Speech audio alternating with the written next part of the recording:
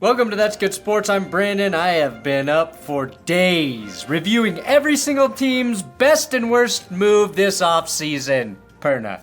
But I think it's necessary to do this to prepare us all for the 2023 season. So let's jump right in, starting with the Super Bowl losers. Now, Philly went all in to get to the Super Bowl. They got there, but part of that strategy is knowing that they would lose some key pieces in the following offseason. Their biggest loss, in my opinion, is unequivocally Javon Hargrave on that defensive line. He's been in the league 7 seasons, but felt like he just hit his prime in Philly. Now, drafting Jalen Carter to ease that loss was a huge get for the Eagles. Ultimately, though, I think their best move was finding a way to keep both Darius Slay and James Bradberry in that secondary. Keeping 2 top corners is just smart. And oh yeah, by the way, they got Jalen Hurts locked down on a team-friendly deal. Giants. I know I'm gonna get crucified by Giants fans, but I think their worst move was doubling down on Dan Jones with that contract extension.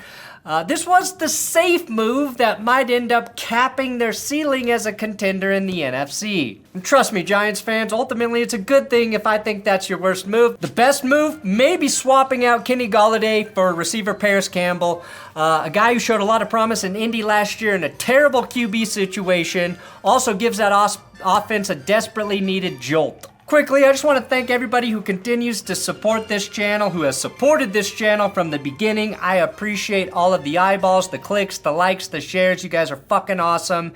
If you want to follow along my family, check out my wife Jess's YouTube channel, Jess Brain. She does some vlogs, she does some other videos, but if you want to follow along and see what you've been supporting, that's where you can get a look behind this madness. The Commanders' best move, Dan Snyder agreeing to sell the team. Getting rid of Dan Snyder and Carson Wentz in the same offseason is like being cured of cancer and arthritis at the same time. Dan was the cancer in that analogy, by the way. Their best move was re-signing Daron Payne after his 11.5 sack Pro Bowl campaign in 2022. Might have been better if they signed him before that, but DeRonald is a crucial piece on that defense. The Cowboys. Dallas fans think getting rid of offensive coordinator Kellen Moore was the best move, while LA is thrilled to have him. I believe their best move, though, was trading for receiver Brandon Cooks, who will be a great complement to CeeDee Lamb. Corner Stephon Gilmore, a great add to the secondary, but I'm not sold he can continue to overcome age and health. The Cowboys' worst move, though, letting Dalton Schultz at tight end go. Now, they drafted Michigan's Luke Schoonmaker in the second to replace him. Ultimately, I think they will be fine with Jake Ferguson and Schoonmaker, but Schultz left for just a 1-year deal to Houston. I believe it will be tough to replace the chemistry he and Dak had in the passing game right away. The Buffalo Bills' best move was spending a first-round pick on Utah tight end Dalton Kincaid, who's going to act like a hybrid wide receiver in that offense. Kincaid is athletic enough to stretch the seams and give that offense another vertical threat. Also, he's the only player I've seen to wear a cowboy hat in an official team picture. Worst move? Extending Ed Oliver just recently. I know he's solid, but a 4-year, $68 million deal for Oliver. This felt a bit like a desperation move given their lack of young talent and the interior defensive line, and they didn't have a defensive tackle under contract past 2024. But he's been pretty underwhelming after becoming the 9th overall pick back in 2019. The Dolphins. Best move by far was landing Vic Fangio to run the defense. Meatball. Fangio should get the most out of Bradley Chubb, who they invested a first-round pick on, and if Fangio can take the 24th scoring defense and get back to the middle of the pack, he will. This team can win some playoff games. Worst move? Not finding a contingency plan for QB Tua Tagovailoa, who gets concussed a lot. I think the Jalen Ramsey move was fairly neutral, but their only backup plan at QB is Mike White and Skylar Thompson. The Jets. Is it Aaron Rodgers? Yeah, it's Aaron Rodgers. You can't trade for a Hall of Fame QB and not have that be your best offseason move. Worst move was reaching on Will McDonald in the first round or alternatively signing Randall Cobb. It's not like Cobb was a risky move, but I don't see him adding much of anything to the offense, and it signals that Rodgers has too much control in that building already, which obviously didn't work out last year. He's a better QB than GM, okay, guys? I don't like bending the knee to Rodgers, but whatever. You got him, and the Cobb tax is just part of the deal. Patriots. I really like the move to pick up tight end Mike Gesicki. He has a different skill than Hunter Henry, and if this works out, it could erase the disastrous Jonnu Smith signing from a couple years ago. Jonnu's 8-touchdown season in 2020, an all-time great outlier in my opinion. Now, I love moving on from Matt Patricia at offensive coordinator and replacing him with Bill O'Brien, but their worst move was standing pat at QB. Other than bringing in Trace McSorley, Mac Jones took a step back last year, and they'll have a season to figure out if that was a result of play calling or if Jones just isn't cut out for the job. But if he isn't, that's a wasted season for Bill Belichick at age 71. He's fucking 71, guys. The Buccaneers, Tampa's best move, saying goodbye to a quarterback who averaged 6.4 yards per attempt last year and bringing in a young gun who averaged 6.5, baby. Automatic upgrade. I'm just kidding. It was probably re-signing cornerback Jamel Dean. Boring. Not drafting a QB might come back to haunt them if Baker doesn't take a step forward. There's no indication that Kyle Trask is going to win the job, and they're wasting a good receiving core. Hell, they're wasting a pretty good team if Baker can't play at pre-2021 level. The Panthers. Now, the Panthers' best move was selling the farm for the rights to draft Bryce Young, who's going to be an immediate difference maker on an offense that needs an injection of literally fucking anything exciting at the position.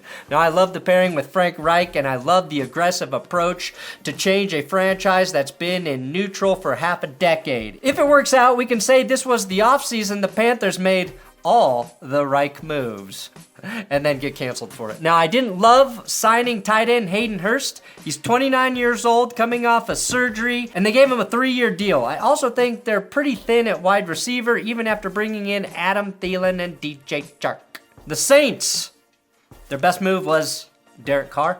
Come on. Derek has always been a little underrated and has had to put up with a ton of bullshit in Oakland and Las Vegas. He's not a top-tier guy and hasn't been since 2016, but he's consistent, and he certainly won't be the problem. Getting my favorite running back, though, Jamal Williams, on the cheap while Alvin Kamara is likely suspended or in prison, is the savviest move they made. First swag Kazakage, leader of the hidden village of the Den. Worst move was retaining Dennis Allen, who's got a career winning percentage of just .283 in 53 games as a head coach. That's 28%. Now, I get that they were kind of stuck with him after Sean Payton left, but this was their chance to start over and bring in their guy. The Falcons' biggest and best move was adding safety Jesse Bates to shore up the back end of their secondary. They also added Calais Campbell, love it, and Mike Hughes and Jeff Okudah to a defense that couldn't keep their part of the deal in 2022, signaling their investment on that side of the ball. Best move, investing in defense. The worst move, going into a season with Desmond Ridder and Taylor Heineke at QB. With so much juice, or really potential juice on that offense, it could all be for naught if Ridder doesn't exceed expectations. He didn't show a lot last season, good or bad. Texans.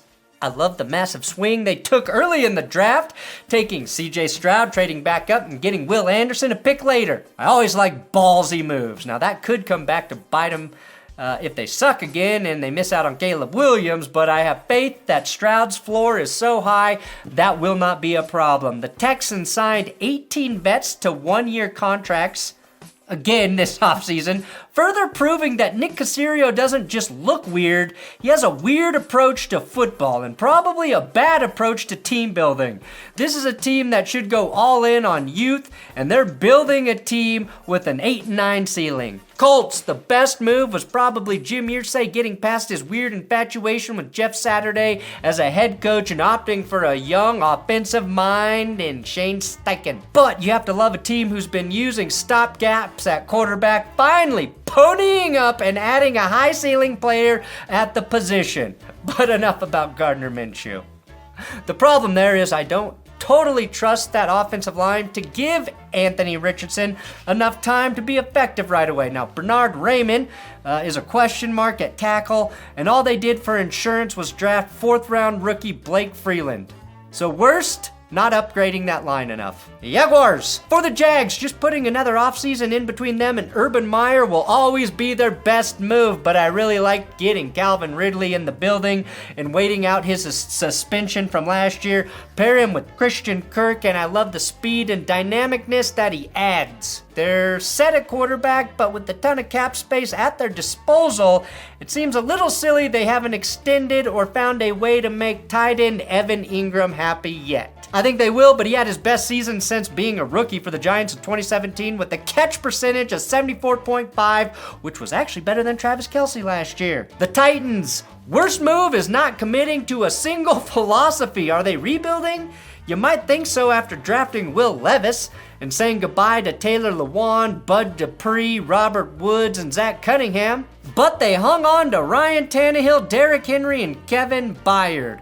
All good/great players, but it feels like they have one foot in the future and one stuck in the past. They're Marty McFly from Back to the Future, except they're staying in that part where they make out with their mom in the past. Best move was probably drafting Peter Skoronski, who some thought was the best lineman in the draft. The Packers' best move, finally moving on from Aaron Rodgers and getting value for him, despite everyone on earth knowing he was never ever playing another fucking snap for the Packers ever again. Worst move, tricking your fans into thinking everything will be okay with Jordan Love. The Bears' best, easily trading out of the first overall pick for the Haul of the Century. I love how committed this team is to building around Justin Fields, and that trade netted them the most underrated receiver in the league in DJ Moore, plus a first-round pick in 2024 and a second in 2025.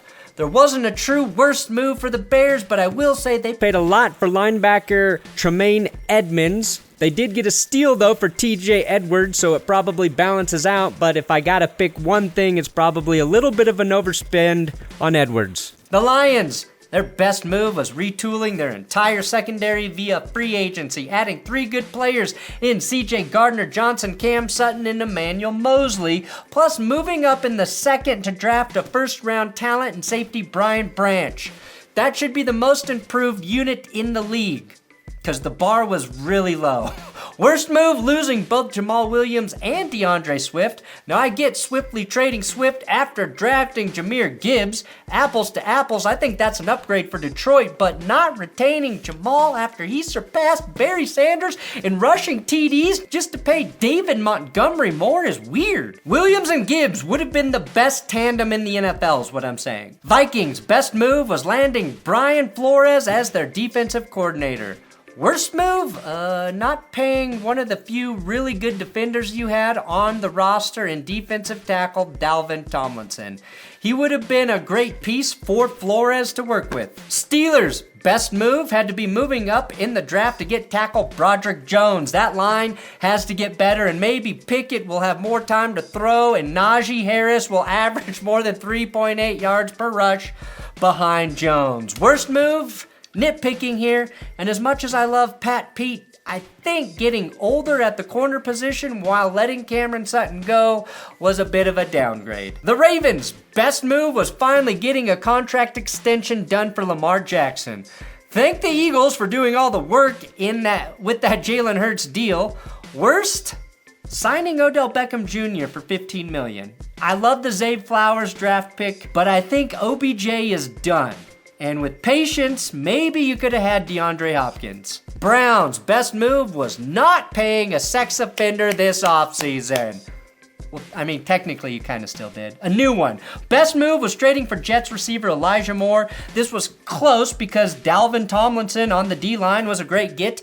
They desperately needed a real threat opposite Amari Cooper, and Moore could have one of the biggest upticks in production for any non-injured player this season. Worst move? Restructuring Deshaun Watson's dumb contract to free up $36 million in cap space and use that money for Zadarius Smith. Don't get me wrong, I know Smith came on the cheap, and he might be good for a stretch, but they freed up all of that money for 2023, and it doesn't really feel like they did go all in. Maybe that changes if they sign Hopkins. Watson will count for $63 million in cap space in 2024 and moving forward. Bengals best retooling their offensive line for the second season in a row. Burrow may be the least sacked quarterback this year. Last offseason, they added La'el Collins, Ted Karajas, and Alex Kappa to the line, and they were better until injuries decimated them late in the season. So Cincy adds one of the best tackles in the game in Orlando Brown Jr., which also weakens their biggest threat in the Chiefs. But overall, that unit is better and has much more depth. Losing both Jesse Bates and Von Bell at the safety spot will sting a bit. But for the Bengals, they got younger in the secondary. Dax Hill going into year 2, they're excited about, and drafting DJ Turner and Jordan Battle, I think they'll be okay there. So their worst move, letting Samaje Perine walk, sticking with Joe Mixon, who sucked last year and rushed for 19 yards against Kansas City in the most important game. They should have made a move and traded for Derrick Henry. Chiefs, worst move? I'm praying it's letting offensive lineman Orlando Brown and Andrew Wiley go in free agency. Now, Wiley had a few too many penalties last year and maybe a down year, but losing 2 tackles is never easy. Unless you're the Chiefs, who did this exact same thing after the 2020 season when they moved on from Mitchell Schwartz and Eric Fisher. Best move? They better hope it's signing Jawan Taylor for more money than the Bengals paid for Orlando Brown. The Raiders' worst move? I want to say not forcing Josh McDaniels to work as the cleanup man at the Bunny Ranch for the remainder of his contract, but it has to be releasing Derek Carr only to sign Jimmy Garoppolo, who failed his physical and immediately required foot surgery. Best move, though? Their first 2 draft picks. Chandler Jones kind of underperformed last year, and Tyree Wilson wasn't just the best-dressed rookie at the draft. He could turn out to be a top-flight edge rusher. And as dumb as getting rid of Darren Waller was, I thought the Michael Mayer pick at tight end is the better move long-term. Chargers' best move was letting offensive coordinator Joe Lombardi take the fall for all of their offensive struggles. Now, adding Kellen Moore as the new OC could prove to be the best addition, but I love the Quentin Johnston draft pick for them. Both Mike Williams and Keenan Allen had injuries last year, so adding the TCU receiver who averaged 22 yards a catch is a big get for an offense that turned into a cure for insomnia. I give the Chargers a lot of shit, but the offense could look much better just by virtue of good health. Herbert's ribs will be fine, and Rashawn Slater coming back on the line at tackle is huge for that team. Worst move? Well, probably signing Eric Kendricks instead of paying Drew Tranquill, an underrated linebacker, especially in coverage. And now that he's healthy, he just signed with the Chiefs. So, The Broncos. Their offensive game film was literally used to torture terrorists last year. Their worst move, though, on defense, they gave Draymond Jones a lowball offer, let him hit free agency, and he immediately signed with the Seahawks. I'm okay with his replacement, Zach Allen, but it's hard to say that that's an upgrade. Honorable mention for worst may be replacing kicker Brandon McManus with Elliott Fry. Their best move, it was Sean Payton. Anyone who disagrees with that is a fucking idiot. So shut up, idiot. Seahawks, best move, drafting corner Devin Witherspoon to pair with Defensive Rookie of the Year candidate Tariq Woolen. Seattle got the consensus best corner in this year's draft and the steal at the position in last year's draft. That was after stealing Denver's second best defensive player again in Draymond Jones. And I love that Bobby Wagyu is back after playing a year with the Rams, and he played out of his mind. Worst move?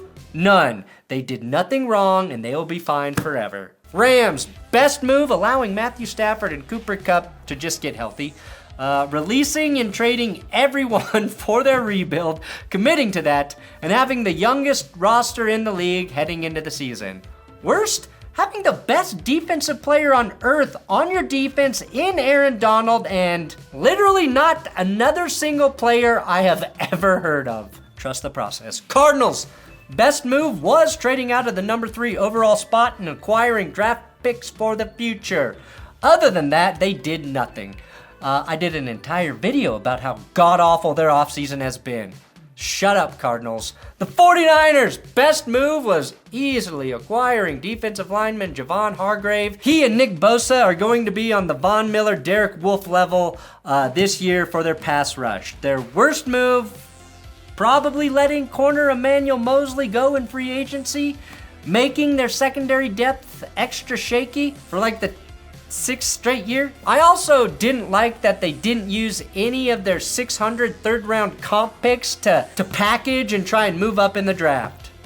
Boom, and there's your best and worst move for every team this offseason. Come back in December and tell me if I was right or wrong. You'll forget. Hey, but check out the full 2022 season recap right now. Click that video on the screen, because it's good.